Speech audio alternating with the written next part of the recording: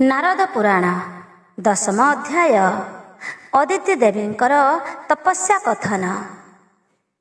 ଶୁଣ ଶୁଣ ସୁଜ୍ଞ ଜନ ମନ କର୍ଣ୍ଣ ଦେଇ, ସୁତଙ୍କୁ ବୋଇଲେ ସର୍ବତପିଏ ଅନାଇ। ଆହେ ପୌରାଣିକ ବର ଆଉ ଏକ ଗିର, ଶୁଣାଇ ମନୁ ସଂଶୟ ବେଗେ କର ଦୂର। ବିଷ୍ଣୁଙ୍କ ପାଦରୁ ଗଙ୍ଗା ହୋଇଣ ସମ୍ଭୂତ, ଜଗତ ମଧ୍ୟରେ କଲେ ମାନବଙ୍କ ହିତ। ସେହି ବିଷୟରେ ଅଛି ଯେତେକ ପୁରାଣ, ଦୟାକରି ଆମ୍ଭେ ଆଗେ କହ ତପୋଧନ। ଶୁଣି ବୋଇଲେ କସୁତ ଦେବଙ୍କୁ ଅନାଇ, ଯାହା ପୁଚ୍ଛା କଲ ଶୁଣ ମନ କର୍ଣ୍ଣ ଦେଇ। ସନତ କୁମାର ଆଗେ ମହାତ୍ମା ନାରଦ, ପୂର୍ବ କାଳେ ଶୁଣାଇଣ ଥିଲା ଏ ସମ୍ବାଦ। କର୍ଣ୍ଣରେ ଶ୍ରବଣ କଲେ ପୁଣ୍ୟ ଆଖ୍ୟାନ, ପାପ ତାପ ଅଙ୍ଗୁନାଶ ହୁଅଇ ଦହନ। ପରିଣାମ କାଳେ ମୋକ୍ଷ ପଦ ଲାଭ ହୁଏ, ତେଣୁ ମୁଁ କହୁଛି ସର୍ବେ ଶୁଣ ଏକ ଲଏ।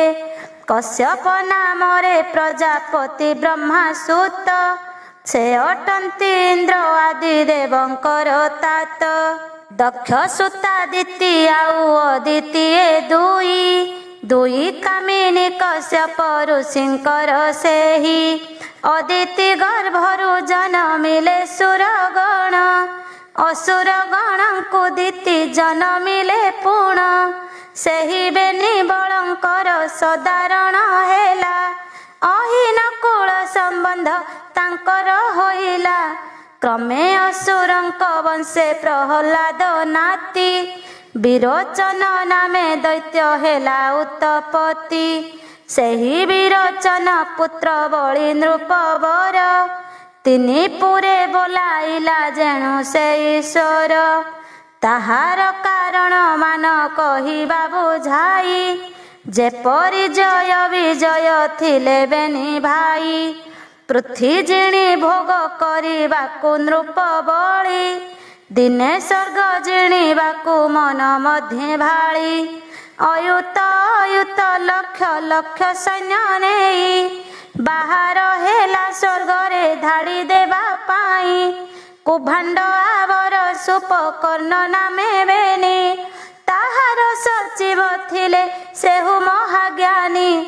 ଅକ୍ଷୌହିଣୀ ସୈନ୍ୟ ବଳ ସଙ୍ଗତରେ ନେଇ, ବାହାରିଲେ ସ୍ୱର୍ଗ ଜୟ କରିବାର ପାଇଁ। ଆବର ଏକ ସପୁତ୍ର ଥିଲେ ଯେ ବଳିର, ଏକୁ ଏକ ବଳି ସେହୁ ମହାଧୁରନ୍ଧର। ତାହାଙ୍କ ମଧ୍ୟରେ ଶ୍ରେଷ୍ଠ ଅଟେ ଯେ କୁମର, ବେଣା ବୋଲି ତାର ନାମ ଖ୍ୟାତ ଚରାଚର।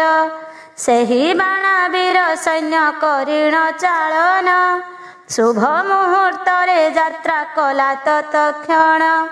ଦେଖି ଧିଜ ଛତ୍ର ଜନେ ଭାବନ୍ତି ମନର, ତରଙ୍ଗ ମାଳାରେ ଶୋଭା ପାଏ କି ଅମ୍ବର।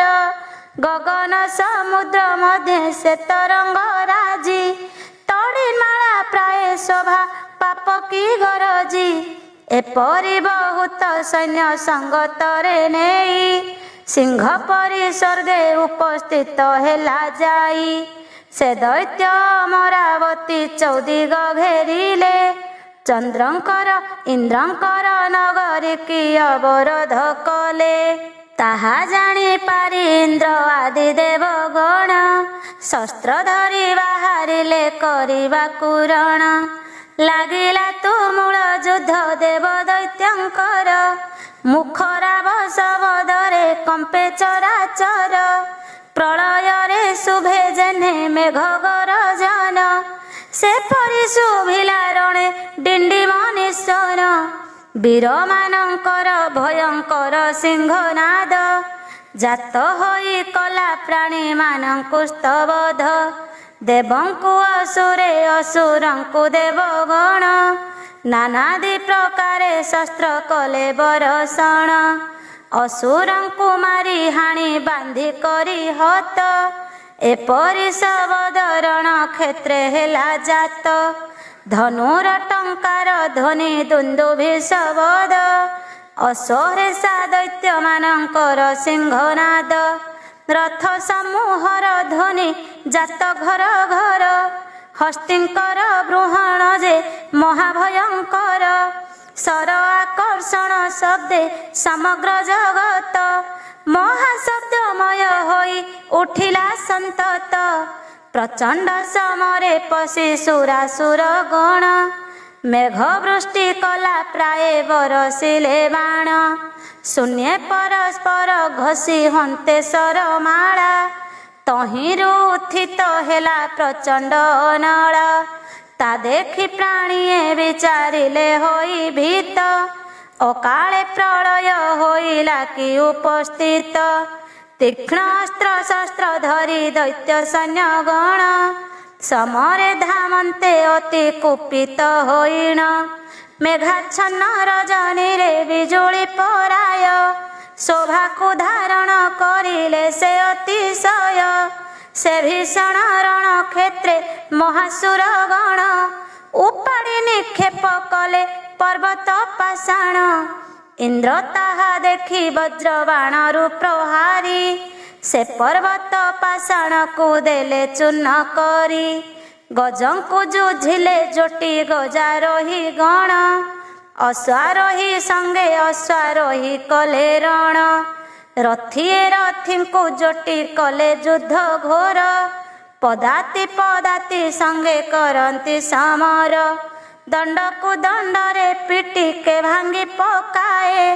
ପରିଘ ପ୍ରହାରୀ ଯୁଦ୍ଧ କରନ୍ତି ଥୋକାଏ, କେଉଁ ଦୈତ୍ୟ ପରିଘାସ୍ତ୍ରେ ବିତାଡ଼ିତ ହୋଇ। ଶୋଣିତ କର୍ଦ୍ଦମ ମଧ୍ୟେ ପଡ଼େ ଆଣ୍ଠୁଆଇ, ଗତ ପ୍ରାଣ ହୋଇ କେତେ ରଥର ଉପରେ।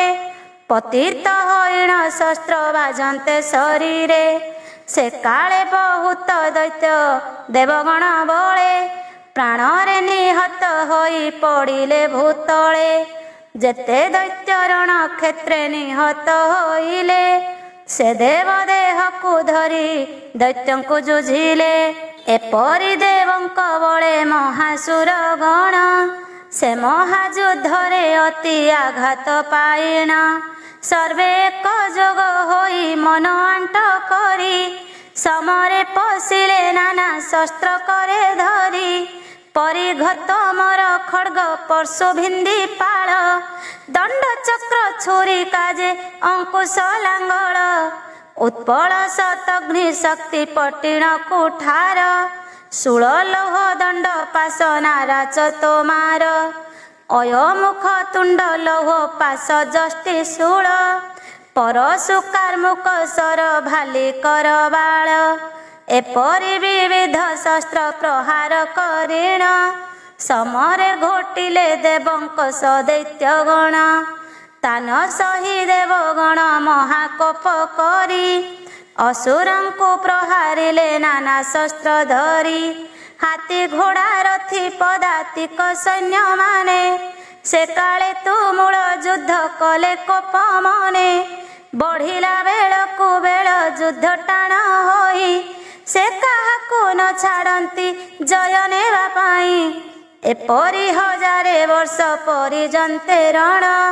ପ୍ରବର୍ତ୍ତିଲା ହୋଇ ଅତିଶୟ ଯେ ଦାରୁଣ, ତଦନ୍ତେ ଦାନବ ମାନେ ବଳାଧିକ ହୋଇ। ଜୟଶିରି ନେଲେ ଦେବଗଣଙ୍କୁ ହଟାଇ, ରଣେ ପରାଜିତ ହୋଇ ଶଶଙ୍କ ହୃଦୟେ। ସ୍ୱର୍ଗପୁର ଛାଡ଼ି ପଳାଇଲେ ଦେବତାଏ, ମନୁଷ୍ୟ ରୂପକୁ ଧରି ପ୍ରାଣ ରକ୍ଷା ଅର୍ଥେ। ମର୍ତ୍ତ୍ୟରେ ଲୁଚିଲେ ଦେବେ ବନଗିରି ତୀର୍ଥେ, ନାରାୟଣ ପରାୟଣ ବିରୋଚନ ସୁତ। ଅସୁର ମାନଙ୍କ ପତି ମହାବଳବନ୍ତ, ଏ ରୂପେ ସମର କରି ଦେବଙ୍କୁ ହଟାଇ। ତ୍ରୈଲୋକ୍ୟ ଭୁଞ୍ଜିଲା ଐଶ୍ୱର୍ଯ୍ୟଶାଳୀ ହୋଇ, ଅକ୍ଷୁର୍ଣ୍ଣ ଭାବରେ ଭୋଗ କରି ତ୍ରିଭୁବନ। ବିଷ୍ଣୁ ପ୍ରୀତି ଅର୍ଥେ କଲା ଯଜ୍ଞ ଅନୁଷ୍ଠାନ, ଆପେ ଇନ୍ଦ୍ର ହୋଇ ବଳି ଜଗତ ପାଳିଣ। ନିଜେ ଦିଗପାଳ କାର୍ଯ୍ୟ କଲା ସମ୍ପାଦନ, ବ୍ରାହ୍ମଣ ଦେବଙ୍କ ହିତେ ଯେତେ ଯଜ୍ଞ କଲେ। ସେହି ହବିର୍ଭାଗ ବଳି ଭୁଞ୍ଜିଲା ଯେ ବଳେ, ପ୍ରବଳ ପ୍ରବଳ ହୋଇ ଦାନବତୀ ନିପୁର ଶିରି ଭୋଗ କଲେ ମାନସରୁ ଭ୍ରାନ୍ତି ଦୂର କରି ଏଣେ ଦେବଗଣଙ୍କର ଜନନୀ ଅଦିତି ଆପଣା ପୁତ୍ରମାନଙ୍କ ଦେଖିଏ ଦୁର୍ଗତି ଆହା ମୋ ବୃଥାରେ ପୁତ୍ର କରିଣ ପ୍ରସବ ମୋ ସପତ୍ନୀ ପୁତ୍ରେ ତାଙ୍କୁ ଦେଲେ ପରାଭବ ଏମନ୍ତେ ମନରେ ପାଞ୍ଚି ଦୁଃଖିତ ହୋଇଣ ହିମାଳୟ ପର୍ବତକୁ କରିଲେ ଗମନ ଯେମନ୍ତେ ଇନ୍ଦ୍ରଙ୍କୁ ଐଶ୍ୱର୍ଯ୍ୟ ଲାଭ ହେବ ଅସୁରମାନେ ଲୁଚିବେ ପାଇ ପରାଭବ ସେପରି କାମନା ନିଜ ମନରେ ସେ କରି ତପ କଲେ ନିଶ୍ଚଳରେ ହରିଙ୍କୁ ସୁମରି ଅପାର କାଳ ପର୍ଯ୍ୟନ୍ତ ସେହୁ ତପ କଲେ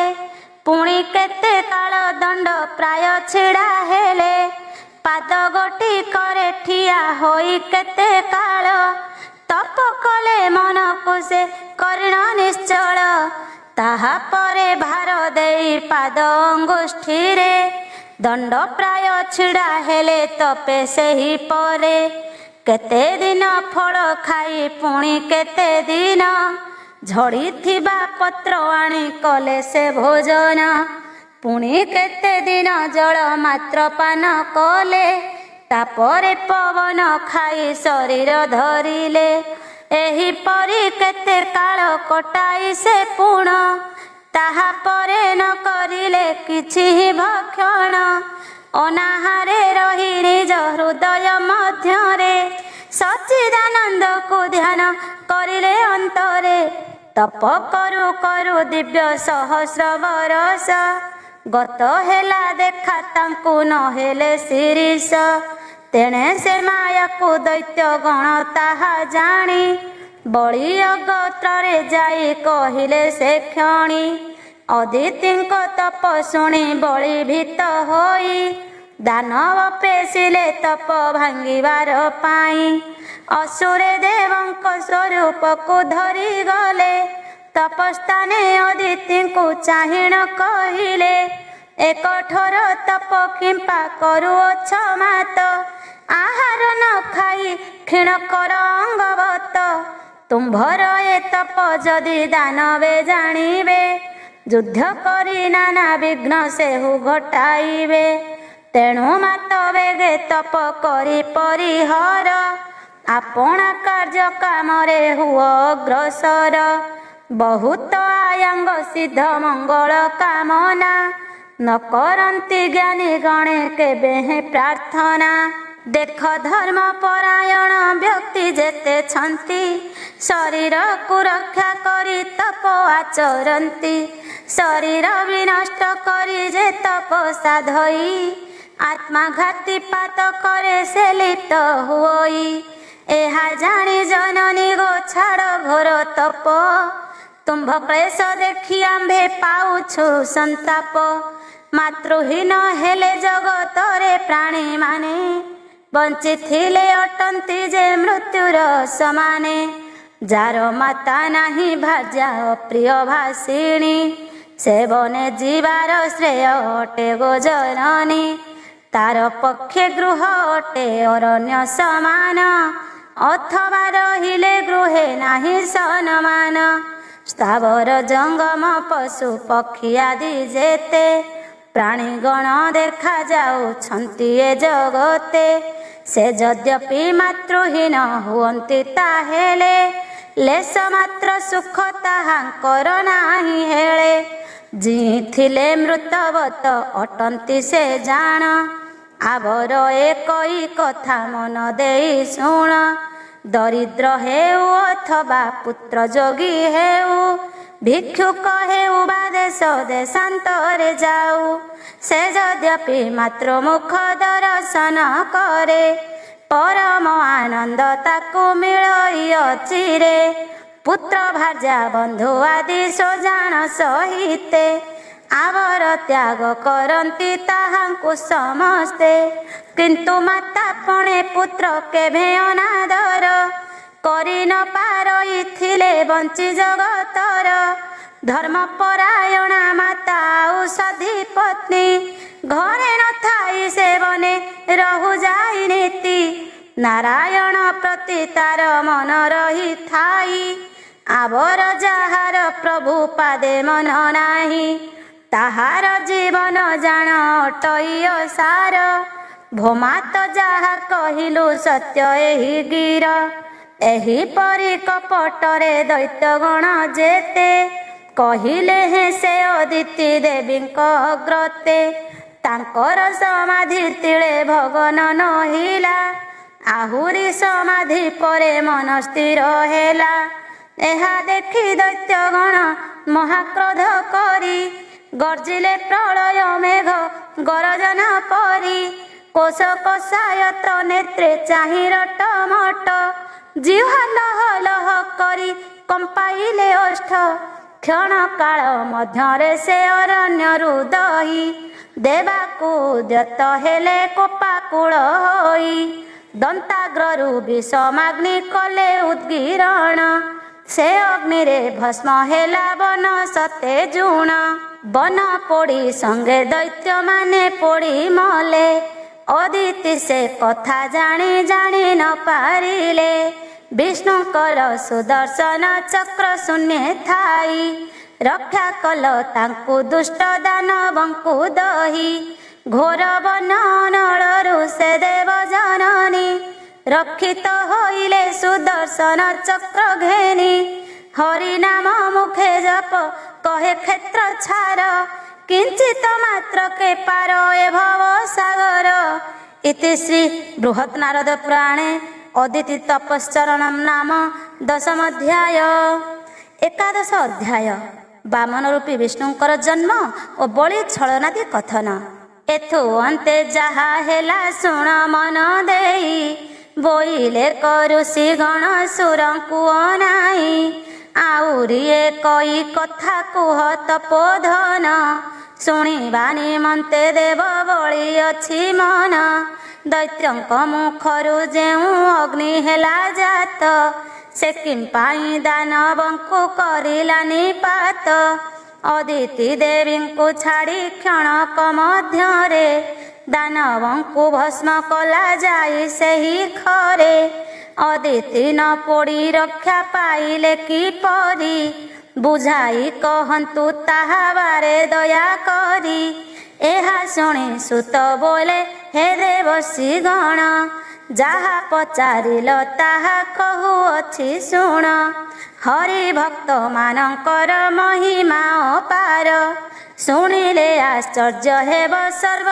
मुनिवर श्री हरि नाम रे जेहु सदा रत थांती न पड़ई तिले मात्र ताहांकु विपत्ति ताहांक परे अनिष्ट घटाइबा पाई एही जगत मध्यरे जणे केही नाही जेउ जणे मात्र हरि भक्त रहिथिब सेठारे सर्वदा थिबे ब्रह्मा विष्णु शिव आवर इंद्रादि आदि जेते देवगण गंधर्व अप्सरा सिद्ध यक्ष जे चारण एमाने सर्वदा रहिथिबे सेठावरे संदेह न कर तुम्भे मोर कथारे श्री हरि पादरे मन सर्वदा जाहार कहिबि किस महिमा मुखरे तांकर जेउ माने शांत चित्त होई संततरे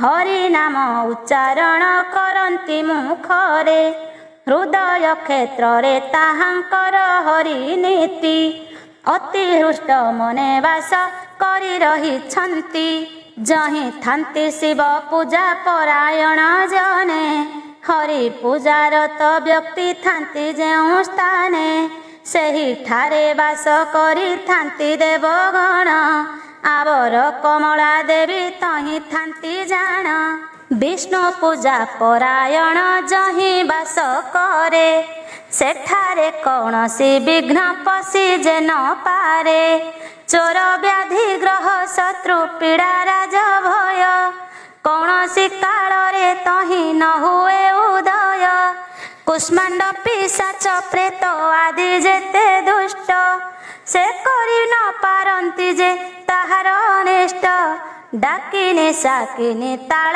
ग्रह जे राक्षस पशि न पारती विष्णु पूजकर पास शिवलिंगार्चने रत जे बण व्यक्ति हरि भक्तंकर प्रिय अटे जेउ व्यक्ति ताहांकु देखिले भूत पिशाच राक्षसे खंडे दूरे पଳାवନ୍ତି पाई अति त्रासे सर्वजन हितैषी जे सरल प्रकृति जे हरि भक्त जितेन्द्रिय जे अटंती जे बण स्थान रे से हो करी थांती बास तही बास करी थांती सकल त्रिदश निमिषे रहंती जोगी माने जेउठारे सबु तीर्थ आविर्भूत हुअंती सेठारे से स्थान हुई पुण्य क्षेत्रे परिणत जे जाहाको सेवा करे से हुए मुक्त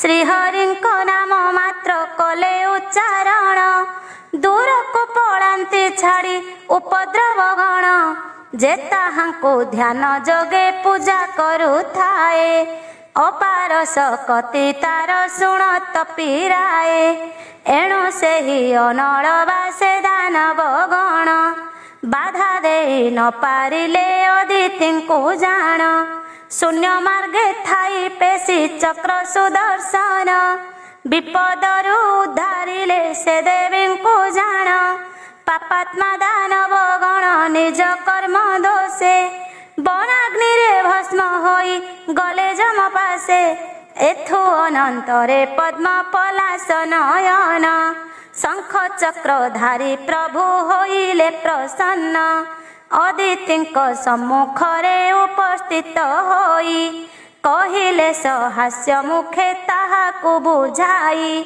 भो देव जननी मोहि तब तपस्या रे तोष होई अछि अति शुण मन स्थिरे एणिकी मंगल निश्चय होइब तुम्भर मनरु सकल भय परिहार कर तुम्भ मनरे रहिछि जेउ अभिलाष पूरण करिबि ताहा शुण गो नारीश शंख चक्रधारी प्रभु एपरि कुहन्ते जणाइले वेद माता तांकु जोड़ हस्ते हे जगत नाथ प्रभु जगत जीवन आर्त जनकर दुख कर विमोचन पालन कर्ता जे अट सर्वजीवंकर नमस्कार करे तब भय पयर अरूप होइण तुम्भे बहु रूपट गुणातिक होई बहु गुण रे प्रकट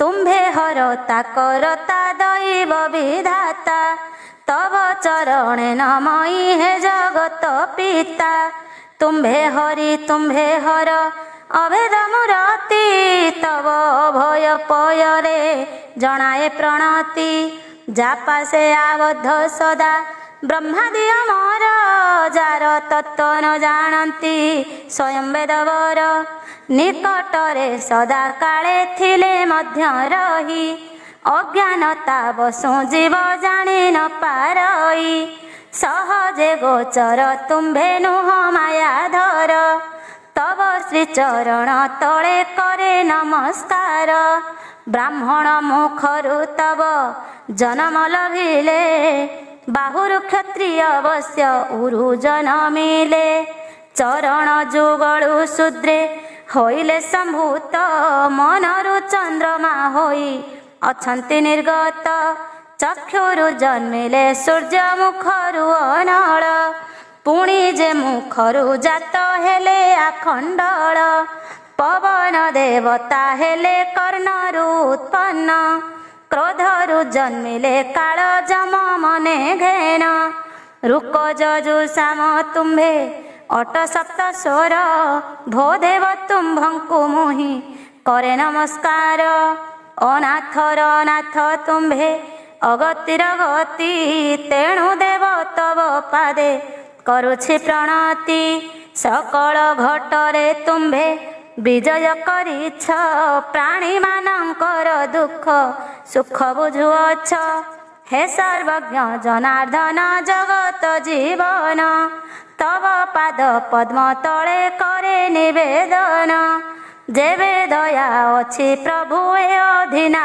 परे मोहर दुख बुझंतु नमुछि पୟରେ राक्षस माने अत्यंत बलशाली होई मोहर पुत्रंकु बहु कष्ट छंती देई जेबे सुदया करिछ मोठारे हे देव मोर संतान गणंकु आनंद रखिब दैत्य मानंकु बहन करि विनाशन मोहर सुतंकु कर ऐश्वर्य प्रदान सेमाने सपत्नी पुत्र अटंती मोहर ताहांक अनिष्ट चिंता न करे मनर एतिकी मागुछि मोर पुत्रंक निमन्ते सकल ऐश्वर्य तांकु दिय शुद्ध चित्ते अद्वितीय परिवर मागिबार शुणी कहिले सुप्रीत होई तांकु चक्र पाणी सपत्नी पुत्रंक परे तुम्भर जे स्नेह देखिण नयने तोष हेली अतिशय तेणु मु तुम्भर पुत्र होइबाकु मात अपार आनंद जन्म अछि मोर चित्त तुम्भर ए स्तोत्र पाठ जे जन करिब संतान कष्ट ताहार दूर होई जीव निज पुत्र तुले पर पुत्र को समान दृष्टि रे सर्वदा देखु थाए जेउ जन ताहांकु कदापि पुत्र शोक न बाधई अत्यंत आनंदे सेहु काल काटु थाई एमंते आज्ञा दियन्ते प्रभु भगवान कहिले अदिति देवी होई तो समान भो देव तुम्भंकु मोहि किपरि उदरे धारण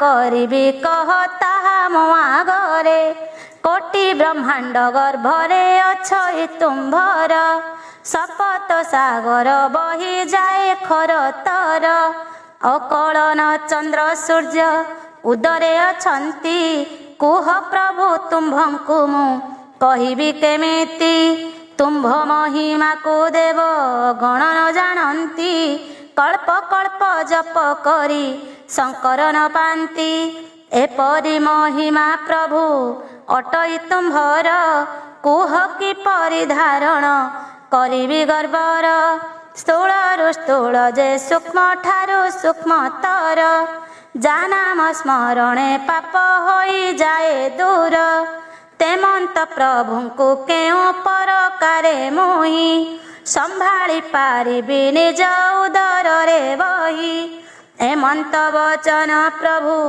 शुणी अदितिर अभय देण स्नेहे बोइले कगीर हे देवी जाहा बयान कलम ग्रते बुझाई कहुछि ताहा शुणत सचित्ते अत्यंत गुप्त कथा मान ए अटई कहुछि श्रवण कर धीर स्थिर होई जाहांक हृदय राग रस तिळे नाही मते बहिबाकु एका सक्षम जे सेही शिवंक सेवक जेउ व्यकत अटंती मोहर चरित जेहु सर्वदा शुणंती से मते बहन करि पारंती संतत उश्वास हुए मो मात तांको तुलावत पतिव्रता पति प्राणा जे नारी अटई से मते सदा बहन करि न पारई पितृ मातृ सेवाकारी गुरु भक्त जन जे अतिथि प्रिय जेहु करे देवार्चन मो कथा श्रवणे जार थाए बुद्धिमती जे आश्रम चित्त धर्म पालन करंती सर्वदा बहन करी पारंती से मोते एथिरे संशय नुहे शुण शुद्ध चित्ते जे तो सई युद्ध तृषार्तकु जल देई से मते सर्वदा मात बहन करई हे देवी तुम्भे तो पतिव्रता सती अट गर्भरे धरिले मोर किंपा हेब कष्ट ତୁମ୍ଭ ଉଦରରୁ ପୁତ୍ର ରୂପେ ହୋଇ ଜାତ, ଦାନବ ବଳଙ୍କୁ ମାତ କରିବି ନିପାତ। ଅଦିତିକୁ ଏ ସନକ ବରଦାନ ଦେଇ, ଅନ୍ତର୍ଧ୍ୟାନ ହୋଇଗଲେ ପ୍ରଭୁ ଭାବଗ୍ରାହୀ। ବର ପାଇ ଦେବ ମାତ ଆନନ୍ଦ ମନରେ, ହରିଙ୍କୁ ସୁମରି ଚଳିଗଲେ ନିଜ ପୁରେ। ତହୁଁ କେତେ ଦିନ ଅନ୍ତେ ସେ ଦକ୍ଷ କୁମାରୀ, ପତିଙ୍କ ଔରସେ ଗର୍ଭବତୀ ହେଲେ ଗୋରୀ। ଯଥା ସମୟରେ ସେହି କଶ୍ୟପ ଘରଣୀ, ଅତ୍ୟନ୍ତ ସୁନ୍ଦର ପୁତ୍ର ଜାତ କଲେ ପୁଣି। ଯେଉଁ ସୁପୁତ୍ର ହେଲେ ତାଙ୍କ ଗର୍ଭରୁ ସମ୍ଭୂତ, ବାମନ ବୋଲି ତାହାଙ୍କ ନାମ ହେଲା ଖ୍ୟାତ। ସେହି ମନୋହର ମୂର୍ତ୍ତି ବାମନଙ୍କ ରୂପ, ମନେ ସୁମରିଲେ ଘୁଞ୍ଚି ଯାଏ ସବୁ ପାପ। ଶଙ୍ଖ ଚକ୍ର ଗଦା ପଦ୍ମ ସୋହେ ତାଙ୍କ କର, ଅତ୍ୟନ୍ତ ସୁନ୍ଦର ମୂର୍ତ୍ତି ଦିଶେ ମନୋହର। କୋଟି ସୂର୍ଯ୍ୟ ସମ ତାଙ୍କ ତେଜ ପ୍ରକାଶଇ, ନୟନ ଯୁଗଳ ପଦ୍ମ ପରାୟ ଶୋଭଇ। ଦିବ୍ୟ ଆଭରଣେ ସାରା ଶରୀର ଶୋଭିତ, ପୀତ ବସନ ସେ ପିନ୍ଧିଥାନ୍ତି ହୋଇ ପ୍ରୀତ। ସାଧୁ ସିଦ୍ଧ ଗଣଙ୍କର ଆରାଧ୍ୟ ଯେ ହରି, ସେ ବାମନ ଆକୃତିରେ ଶରୀରକୁ ଧରି। ଜନ୍ମ ଗ୍ରହଣ କରନ୍ତେ ମାତାଙ୍କ ଗର୍ଭର, ତା ଜାଣି କାଶ୍ୟପ ତୋଷ ହୋଇଲେ ମନର।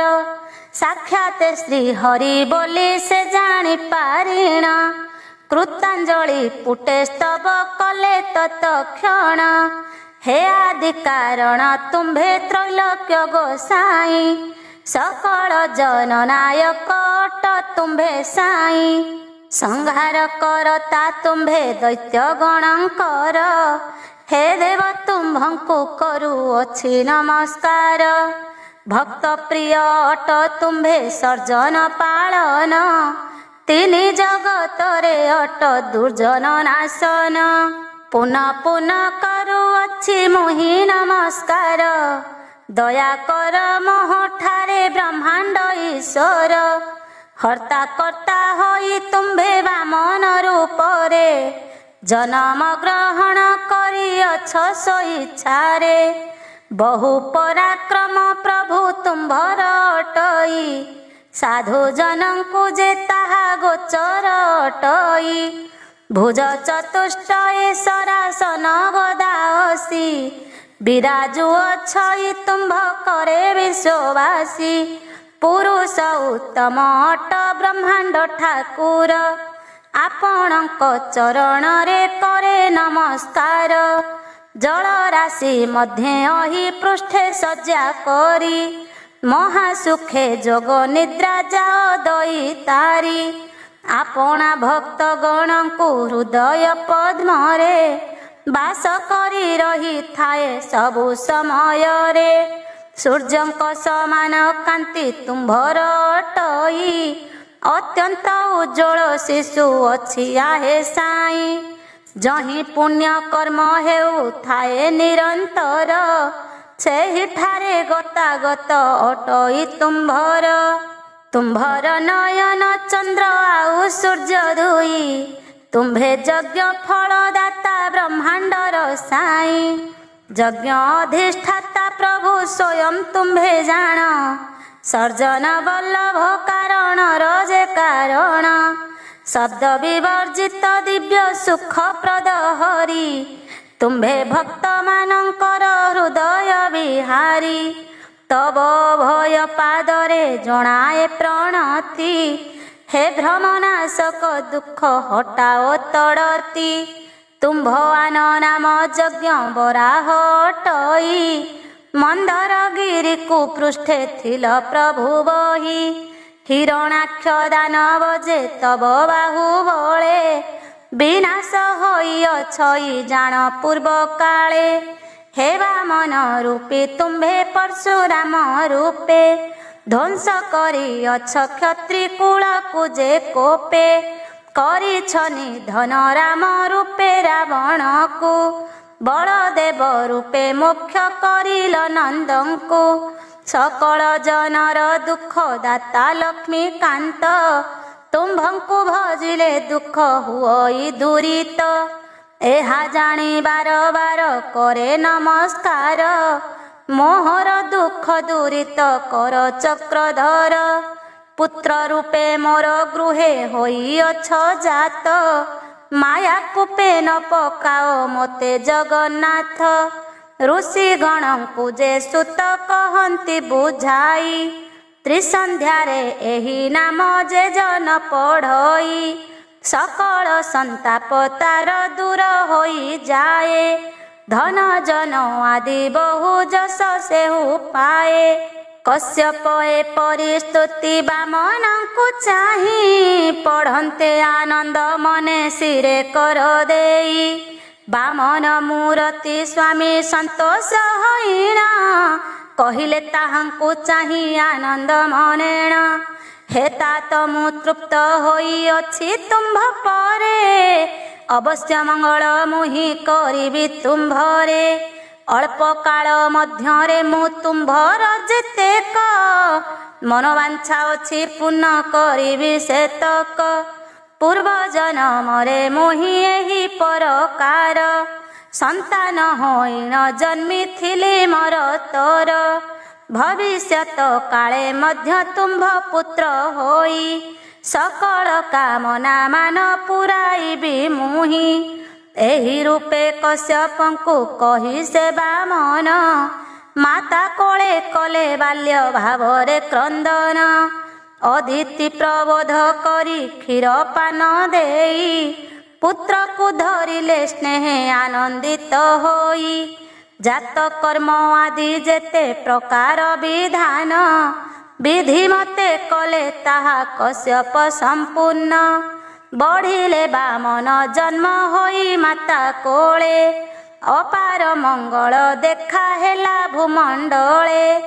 ଏହି ସମୟରେ ତେଣେ ବଳି ଦୈତ୍ୟ ରାଣ, ଆପଣାର ଗୁରୁ ଶୁକ୍ରାଚାର୍ଯ୍ୟଙ୍କୁ ଘେନିଣ। ପ୍ରଧାନ ପ୍ରଧାନ ତପୀ ମାନଙ୍କ ସହିତ, ବହୁ କାଳ ଯାଏ ଯଜ୍ଞେ ହୋଇଲେ ପ୍ରବୃତ। ଦୀର୍ଘ କାଳ ପର୍ଯ୍ୟନ୍ତେ ସେହୁ ଯଜ୍ଞ କରି, ଅତିଥିଙ୍କୁ ବହୁ ଦାନ ଦେଲେ ଦଣ୍ଡଧାରୀ। ସେ ମହାଯଜ୍ଞରେ ବ୍ରହ୍ମବାଦୀ ଋଷିଗଣ, ବେଦ ବିଧାନରେ ମନ୍ତ୍ର ପଠନ କରିଣ। ଯଜ୍ଞ ବିର୍ଭାଗ ଘେନି ଭୋଗ କରିବାକୁ, ଆହ୍ୱାନ କରିଲେ ଲକ୍ଷ୍ମୀ ସହିତେ ବିଷ୍ଣୁଙ୍କୁ। ତା ଜାଣିବା ମନ ରୂପୀ ପ୍ରଭୁ ଭଗବାନ, ମନ୍ଦ ହାସେ ଜଗତକୁ ମୋହିତ କରିଣ।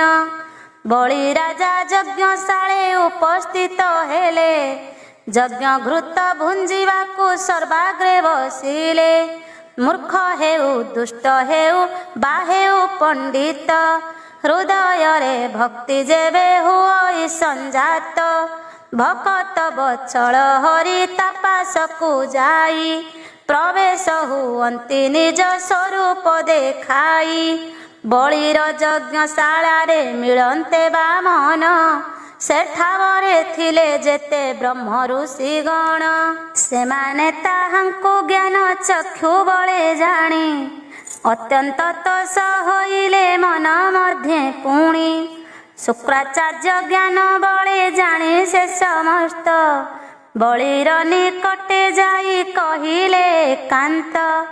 ହେ ରାଜା ତୁମ୍ଭର ଐଶ୍ୱର୍ଯ୍ୟ ହରିବାକୁ, ଏ ବାମନ ରୂପୀ ବିପ୍ର ଆସିଛି ଏଠାକୁ। ଏହାକୁ ସାମାନ୍ୟ କେଭେ ନମଣ ରାଜନ, କପଟରେ ସାଜି ଅଛି ଜାଣ ଏ ବାମନ। ଅଦିତି ଗର୍ଭରେ ବିଷ୍ଣୁ ବାମନ ରୂପରେ, ଜନ୍ମିଛନ୍ତି ତୁମ୍ଭ ଶ୍ରୀ ହରିବେ ଗୁପ୍ତରେ। ଏ ସେହି ବାମନ ଆସି ଯଜ୍ଞରେ ତୁମ୍ଭର, ଉପସ୍ଥିତ ହୋଇଛନ୍ତି ଜାଣ ଦୈତ୍ୟ ସ୍ୱର। ବେଳ ଥାଉ ଥାଉ ଜାଣ ଦେଉଛି ଚେତାଇ, ଏହାଙ୍କୁ ଦାନ ନ ଦେଇ ଦିଅନ୍ତୁ ଫେରାଇ। ତୁମ୍ଭେ ଅତ୍ୟନ୍ତ ପଣ୍ଡିତ ଅଟ ଦୈତ୍ୟ ଈଶ, ଏ କାରଣ କହୁଅଛି କରିଣ ବିଶ୍ୱାସ। ଆପଣାର ବୁଦ୍ଧି କରେ ସୁଫଳ ପ୍ରଦାନ, ଗୁରୁ ବୁଦ୍ଧି ତାହାଠାରୁ ଅଟେ ଜ୍ଞରିୟାନ। ପର ବୁଦ୍ଧି ନାନା ଅନିଷ୍ଟରେ ହେତୁ ହୁଏ, ନାରୀ ବୁଦ୍ଧି ଅକାଳରେ ପ୍ରଳୟ ଘଟାଏ। ଶତ୍ରୁ ରହିତ କାମନା କରେ ଯେଉଁ ବ୍ୟକ୍ତି, ଜାଣିଲେ ବିନାଶ ତାକୁ କରିବ ନୃପତି। ଶତ୍ରୁର ସହାୟ ଯଦି ବିନାଶ ହୁଅଇ, ଯେବେ ସେ କୌଣସି କାର୍ଯ୍ୟ କରି ନ ପାରଇ। ହେ ଦୈତ୍ୟ ରାଜନ ତୁମ୍ଭେ ସବୁ ଅଛ ଜାଣି, ଅଧିକ କହିବି କିସ ଆହେ ଦୈତ୍ୟମଣି। କେବଳ କହୁଛି ଏହି ବାମନଙ୍କୁ ଯେବେ, ଅଣୁ ମାତ୍ର ଦାନ ଦେବ ସବୁ ହରି ନେବେ। ଏହା ଶୁଣି ବଳି ରାଜା ବୋଇଲା ହେ ଗୁରୁ, ଜାଣିଲି ସକଳ କଥା ଶୁଣି ତୁମ୍ଭ ଠାରୁ। ଆପଣ ଏ ପ୍ରକାର ଧର୍ମ ବହିର୍ଭୂତ, ବାକ୍ୟ କହିବାର ହେଉ ନାହିଁ ଯେ ଉଚିତ। ଯେବେ ସ୍ୱୟଂ ଚକ୍ରଧର ଆସି ଏ ଯଜ୍ଞକୁ, ଗ୍ରହଣ କରିବେ ଦାନ ଛଳେ ମୋ ଭିତକୁ। ତାଠାରୁ ବଳି ସୌଭାଗ୍ୟ ହେବ କି ମୋହର, ଏହି କଥା ଗୁରୁଦେବ ମନରେ ବିଚାର। ଯେଉଁ ସୁପଣ୍ଡିତ ଗଣ ବିଷ୍ଣୁ ପ୍ରୀତି ଅର୍ଥେ, ନାନା ଯଜ୍ଞ ଅନୁଷ୍ଠାନ କରନ୍ତି ଜଗତେ। ସେ ବିଷ୍ଣୁ ସାକ୍ଷାତେ ଯେବେ ଉପସ୍ଥିତ ହୋଇ, ଯଜ୍ଞ ଭାଗ ସ୍ୱଇଚ୍ଛାରେ ନେବେ ଭାବଗ୍ରାହୀ। ତେବେ ଜଗତରେ ଆଉ ମୋଠାରୁ ଅଧିକ, କିଏ କିଛି କୁହ କୁହ ଦୈତ୍ୟଙ୍କ ନାୟକ। ଯେବେ କିଛି ଅର୍ଥ ବିଷ୍ଣୁ ପ୍ରୀତି ଲାଗି ଦାନ, କରିପାରେ ଯଜ୍ଞରେ ଅକିଞ୍ଚନ ଜନ। ତାହେଲେ ସେ ଦାନ ତାର ଅକ୍ଷୟ ହୁଅଇ, ଦେହ ଅନ୍ତେ ସେହି ବିଷ୍ଣୁ ଲୋକକୁ ଗମଇ। ଅକୃତ୍ରିମ ଭକତିରେ ଯେ ବଣ ବ୍ୟକତି, ବିଷ୍ଣୁଙ୍କୁ ହୃଦୟ ଜନ୍ମେ ସରୁଥାଏ ନୀତି। ତାହାକୁ ପବିତ୍ର ବୋଲି ସାଧୁଏ କହନ୍ତି, ଦିବ୍ୟ ଗତି ଲାଭ କରେ ଜାଣ ସେହି ବ୍ୟକ୍ତି। ଅନିଚ୍ଛାରେ ଅନଳକୁ ଛୁଇଁ ଦେଲେ ଜନ, ଯେଉଁପରି ପୋଡ଼ିଯାଏ ତାର ଅପଘନ। ସେହିଭଳି ପାପ କର୍ମୀ ଯେ ବ୍ୟକ୍ତ ଅଟଇ, ଶ୍ରୀ ବିଷ୍ଣୁଙ୍କୁ ସୁମରିଲେ ମୁକତଲ ଭଇ। ଜିହ୍ୱାଗ୍ରରେ ହରି ବୋଲି କରଇ ଭଜନ, ଭକ୍ତି ସହକାରେ ନାମ ଜପେ ରାତ୍ର ଦିନ। ସେ ବିଷ୍ଣୁ ଲୋକରେ ଜାଣ ବସେ ନିରନ୍ତର, ବୁଧଗଣେ କହିଛନ୍ତି ଏହା ହେତୁ କର। ଗୋବିନ୍ଦ ନାମକୁ ଯେହୁ ମୁଖେ ଜପୁଥିବ, ସକଳ ପାପରୁ ସେହୁ ମୁକ୍ତ ହୋଇବ। ଯେ ହରି ଜ୍ଞାନରେ ଦିଏ ଅଗ୍ନିରେ ଆହୁତି, ତାଠାରେ ସର୍ବଦା ହରି ପ୍ରସନ୍ନ ହୁଅନ୍ତି। ହେ ଗୁରୁ ମୋ ଠାରେ ହରି ପ୍ରୀତ ହେବା ପାଇଁ, ଏ ଯଜ୍ଞର ଅନୁଷ୍ଠାନ ମୁହିଁ କରିଛଇ। ସେ ଯଦ୍ୟପି ମୋଠାରେ ହୋଇ ସୁପ୍ରସନ୍ନ, କରିଛନ୍ତି ଆପେ ଯଜ୍ଞକୁ ଆଗମନ। ତେବେ ଜାଣ ଜୀବନେ ମୁଁ କୃତାର୍ଥ ହୋଇଲି, ମୋର ଏ ଜନମ କୋଟି ସାର୍ଥକ କରିଲି। ଏପରି ଶୁକ୍ରଙ୍କ ଆଗେ ବଳି ନୃପବର, କହୁଥିଲେ ଦୃଢ଼ ବାକ୍ୟ ହୋଇଣ ତତ୍ପର। ଏ ସମୟେ ସେ ବାମନ ରୂପୀ ବିଷ୍ଣୁ ଆସି, ମିଳିଲେ ଅନଳ ସମତେ ଜପର କାଶୀ। ବଳି ରାଜା ସେ ପ୍ରଭୁଙ୍କୁ କରନ୍ତେ ଦର୍ଶନ, ଉଠିଲା କର୍ଘ୍ୟ ଧରି ହୋଇ ତ ସମନ। ଅଙ୍ଗେ ଲୋମ ପୁଲକାଇ ଆନନ୍ଦିତ ହୋଇ, ଅର୍ଘ୍ୟଦାନ କଲା ବାମନଙ୍କ ପାଦେ ନେଇ। ସେ କାଳେ ଆନନ୍ଦ ଅଶ୍ରୁ ନୟନରୁ ତାର, ନିର୍ଗତ ହୋଇଣ ବହିଗଲା ଧୀର ଧୀର। ଶିରେ କର ଦେଇ ବଳି ରାଜନ ବୋଲଇ, ହେ ବିପ୍ର ତୁମ୍ଭଙ୍କୁ ପାଇ ଧନ୍ୟ ହେଲି ମୁହିଁ।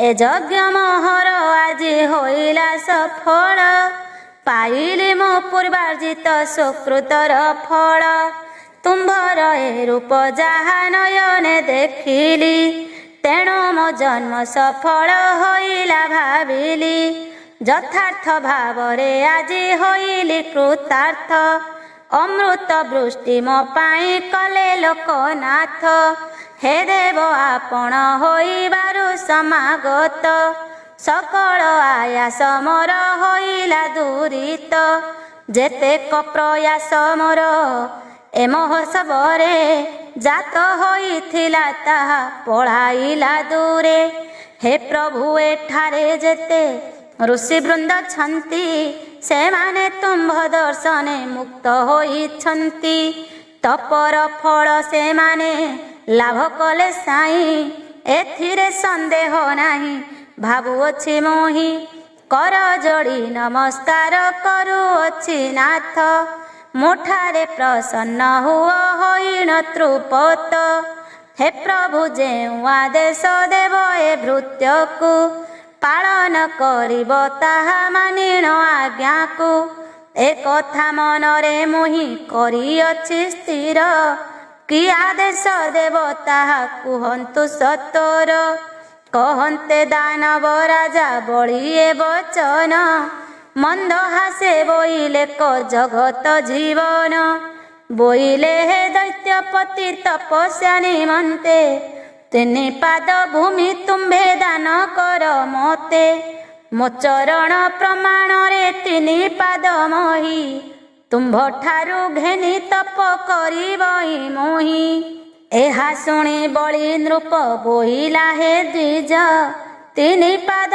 भूमि देले हेब केहु कार्य तुम्भर पाद तो अति खर्बछ होई तहिरे त्रिपाद भूमि मागुछ किंपाई केते कष्ट सह्य करी आसीअछि दूरु जेते धन लोड़ा ताहा नियम ठारु मोते जेते राज्य जदि मागिब समस्त तुम्भर चरण तले अरपिबि नाथ हाथी घोड़ा धन रत्न जहा अछि पुरे सकल समर्पी देवी तव श्रीपୟରେ यद्यपि मो ठारु नेब तिनि पाद मही ए कथा शुणिले जने हसिबे निठाई एमन्ते बोलन्ते बलि कपट बामन ता हृद कराई वैराग्य उत्पन्न अविलंबे राज्य भ्रष्ट हेउ बोली मने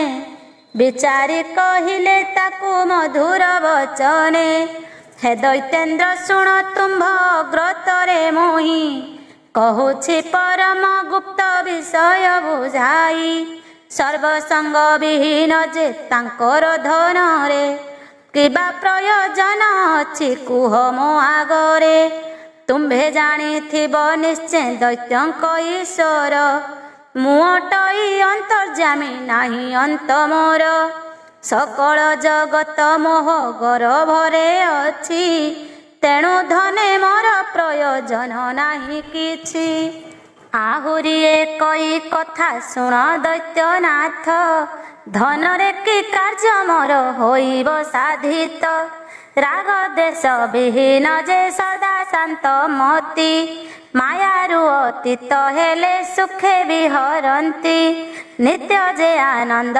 करुथान्ति अनुभव धन ताहांकर केउ प्रयोजन हेब सकल गुणे जे सम व्यक्ति अटन्ति समस्त जीवन को सम नेत्रे देखन्ति ए निखिल वस्तु आत्मा तुल्य जहांकर कहत संसारे दाता के अछि तांकर ताहांक सकाशे किबा देय वस्तु अछि तुम्भे त पंडित भाव ए कथा को बाछि शास्त्रे उक्त होई अछि तुम्भे जानिथिब पृथ्वी परि क्षत्रियर आयते रहिब ताहेले सकल प्रजा सेहि क्षत्रियर आज्ञाधीन होई सुख भुंजिवे अपार कर स्वरूपे राजांकु ऋषि मुनि गण ତପସ୍ୟାର ଷଷ୍ଠାଂଶକୁ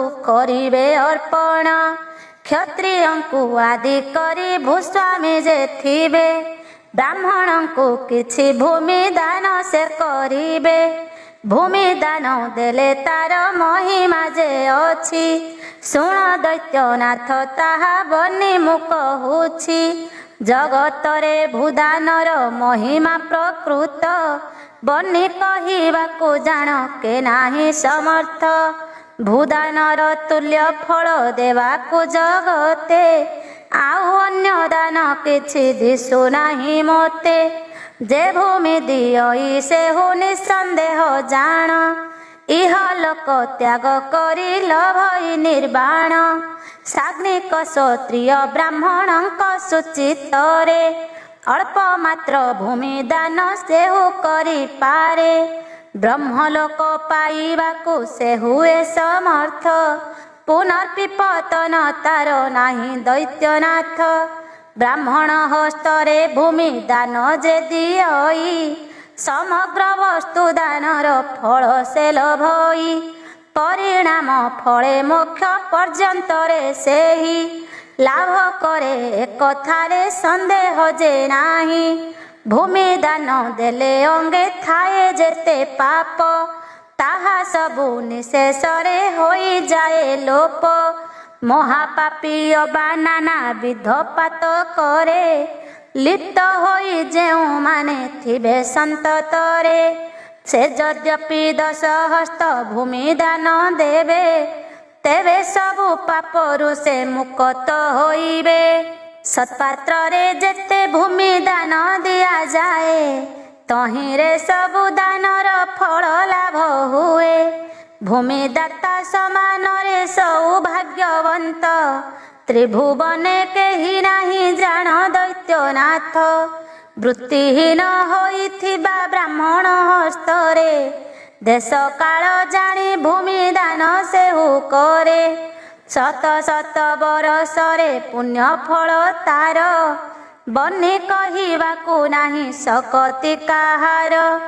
ଦେବ ପୂଜାରତ ବୃତ୍ତିହୀନ ଯେ ବ୍ରାହ୍ମଣ, ତା ହସ୍ତରେ ଭୂମି ଦାନ ଦିଏ ଯେଉଁ ଜନ।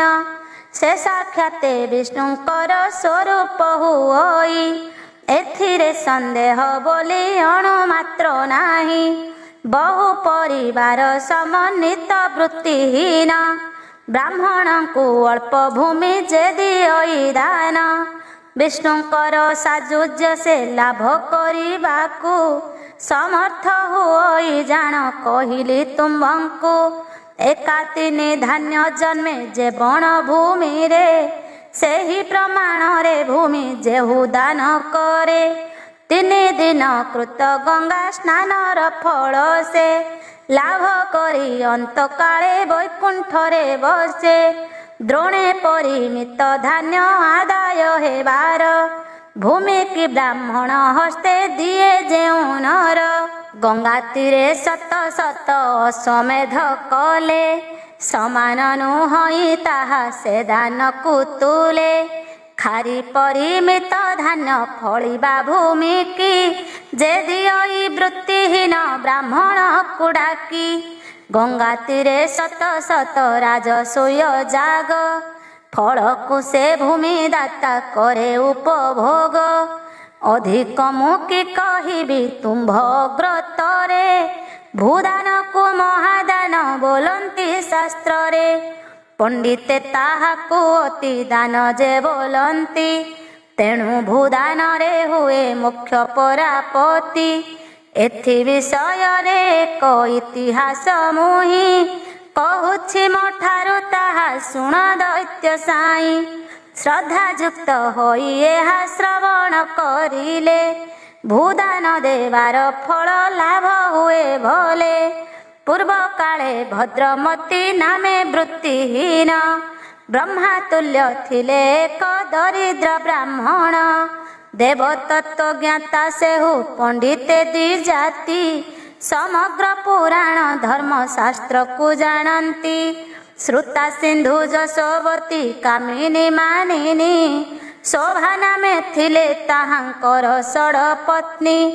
से षडपत्नीଙ୍କ गर्भे 340 तनय जन्म हेले जान दैत्य ईश से पुत्रे क्षुधारे आर्त होई प्रतिदिन अंगे घोर कष्ट सही काटुथिले दिन दिने क्षुधातुर होई सेही भद्रमती आहार न पाई बसिथिले मथा पोती एही समय रे आसी पुत्रे ताहांकर चौपाशे बेढ़ी बसिले मंडली आकार ता देखी ब्राह्मण अति व्याकुल होइण मनरे भावना कले विलाप करिण आहा जार धन नाही सौभाग्य नाही संसारे जन्म हेबा ताधिक अटई उदर पोषिबा पाई सदा जे चिंतित अतिथि सत्कारे जेहु अटे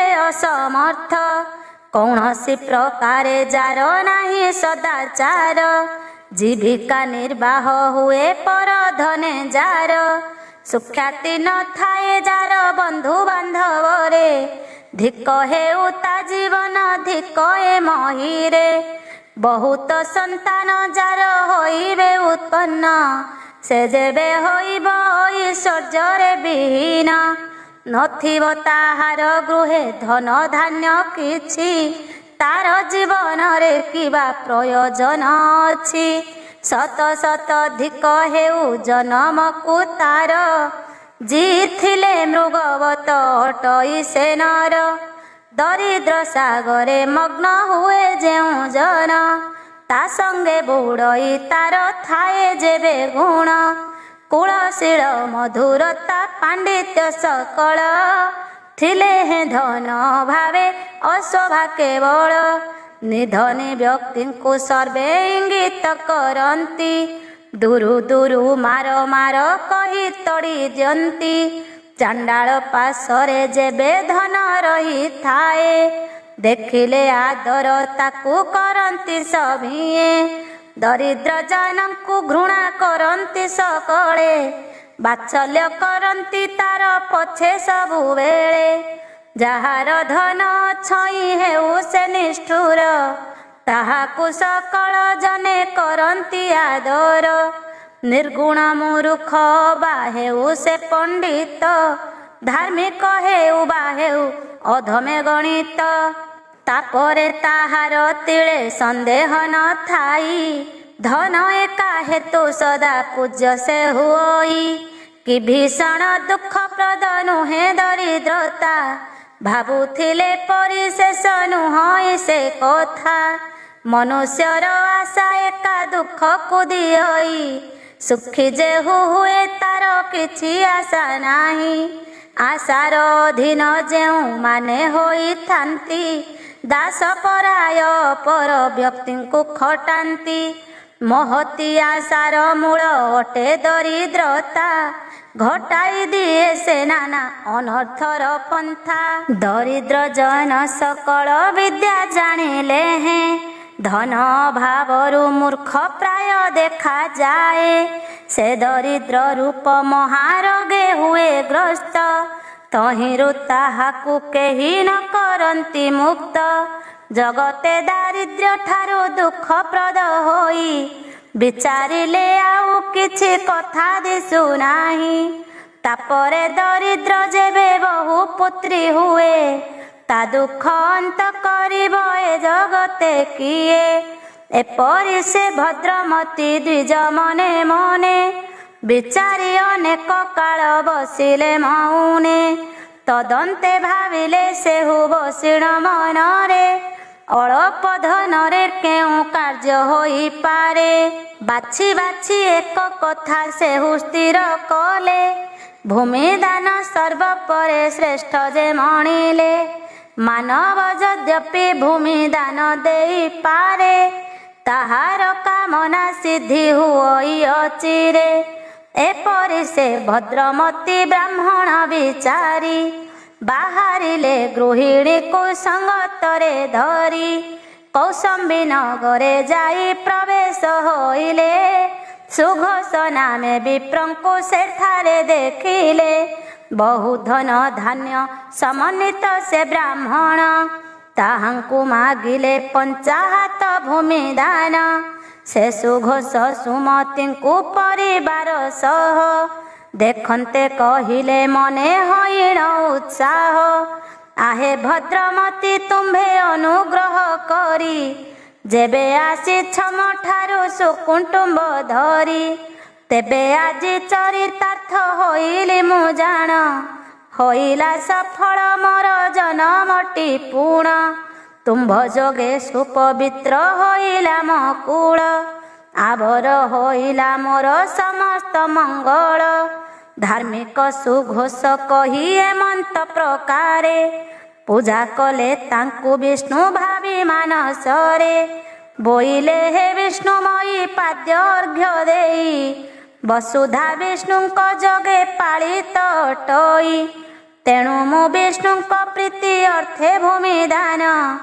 देउछि मोठारे हरि हुअन्ति प्रसन्न एही मंत्र गोटी पाठ करी पांच हस्त से विप्रंकु भूमि दान देले होई तृप्त तांको ठारू भूमि दान नेई विप्रवर जाहा कले हे सुजने शुण ताहा धीर श्रोत्रिय ब्राह्मण जने सकुटुंब घेनी थिले से श्रीहरि भक्त अटे महाज्ञानी सेही ब्राह्मण को डाकी हर्षे भद्रमती पाइथिबा भूमि दान नेले तो से अति से भूमि दानर फल पाइण ब्राह्मण जेउ स्थाने गले बंधु कुटुंब घेनिण से स्थान रे तांकु आउ क्लेश न पड़िला पुत्र भारी जागरण को खुशी रे पालिला किछि दिन परे से हो पराणते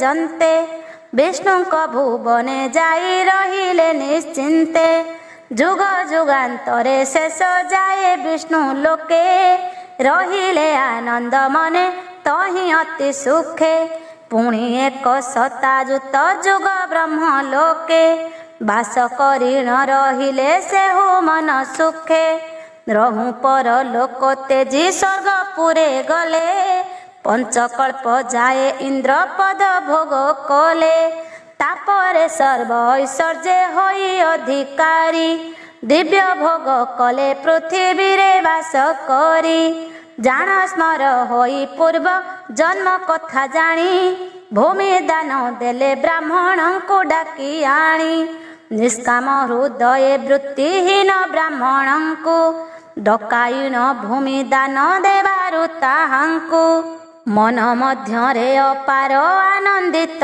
होई दान करन्ते भुंजिले विप्रेत होई परिणाम काले कोटि वंशर सहित मुख्य पद पाई नित्य स्थले हेले स्थित एणु कहु अछि शुण हे दैत्य राजन तुम्बे तो सर्वज्ञ मोह कथा मने घेन मु तप करिबि मोक्ष होइबा आशारे तिनि पाद भूमि मते दिय हरसरे एथिरु अधिक द्रव्य आयोजन नाही तान द्विज मानंकु दिय तोष होई मो पाद प्रमाणे तिनि पाद भूमि दान देले मु आनंद मने चलिबि बहन एमंत कहन्ते सेवा मन बळी बीरे अल्प हसी बोइले क बळी दैत्य धीरे बोइला जा कर्मे धाता लेखिता हे जाहा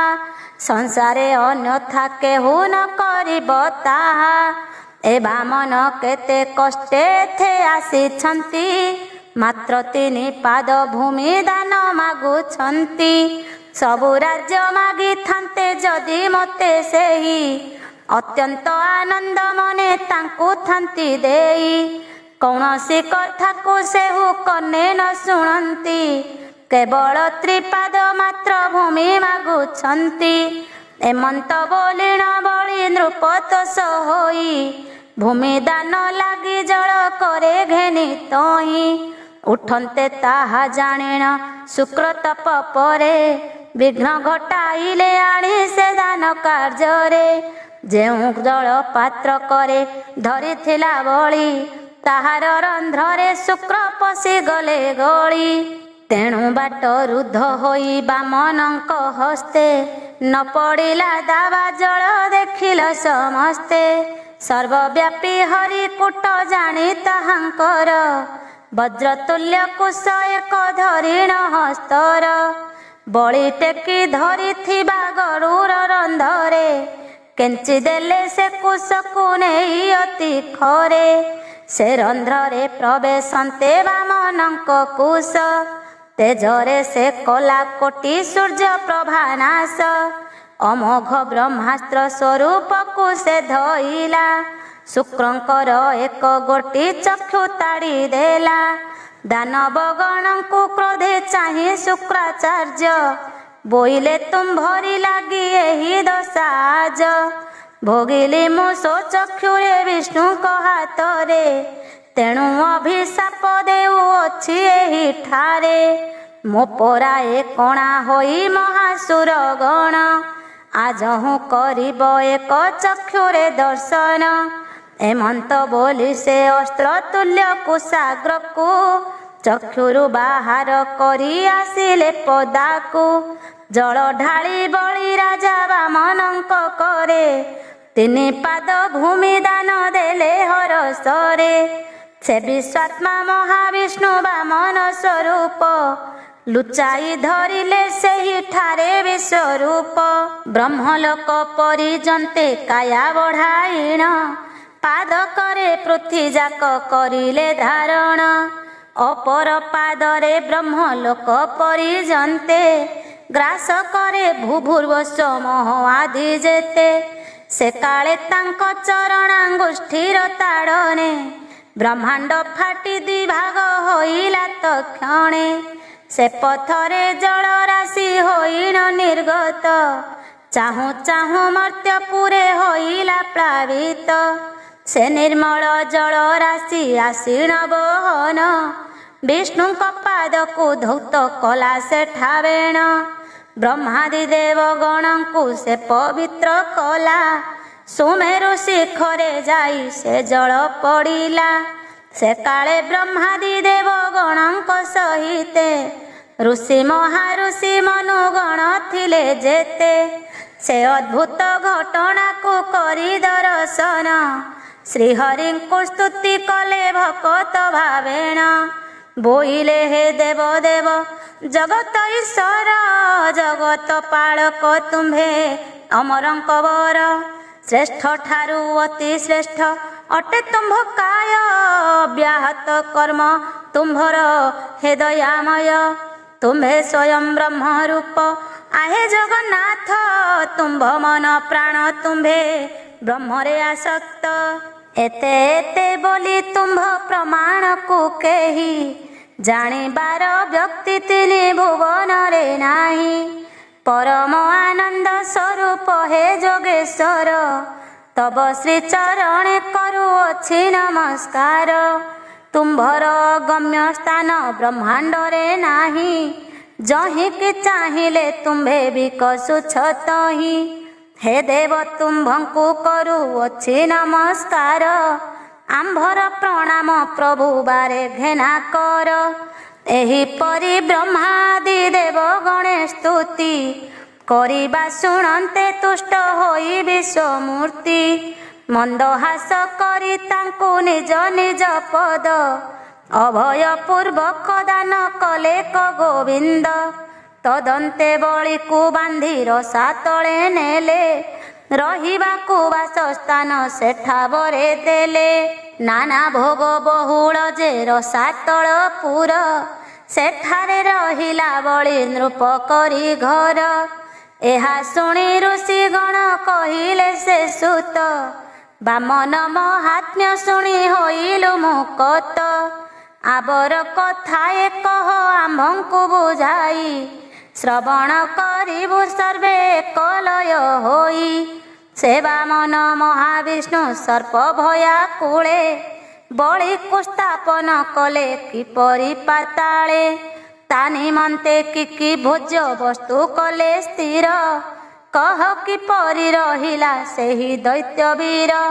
ଏହା ଶୁଣି ବୋଇଲେ କସୁତ ମୁନିବର, ଯାହା ପୁଛା କଲ ଶୁଣ ତାହାର ଉତ୍ତର।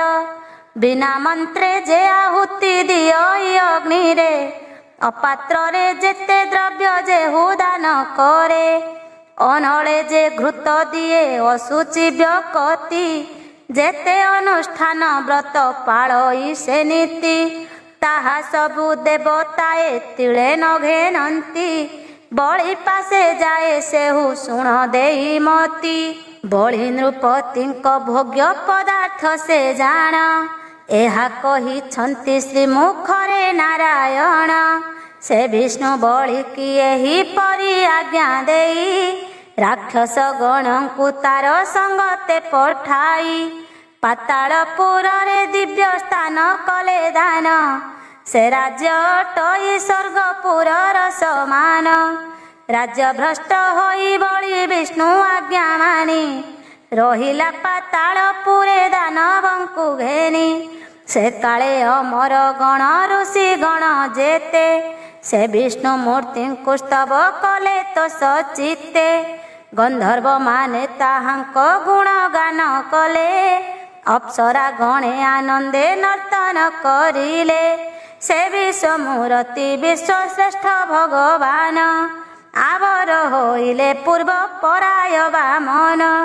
ବାମନଙ୍କ ଅଦ୍ଭୁତ କର୍ମକୁ ଦେଖିଣ, ସିଦ୍ଧ ସାଧ୍ୟ ବ୍ରହ୍ମବାଦୀ ସର୍ବ ଋଷି ଗଣ। ପରସ୍ପର ଚୁହାଁ ଚୁହିଁ ହୋଇଲେ ସକଳେ, ଆନନ୍ଦ ମନରେ ହସି ହସି ଏକାବେଳେ।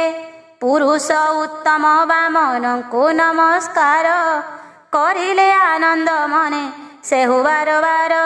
ତାପରେ ସେ ଭଗବାନ ଜଗତ ଜୀବନ, ତପ କରିବାକୁ ଗଲେ ତେଜିଣ ଭୁବନ।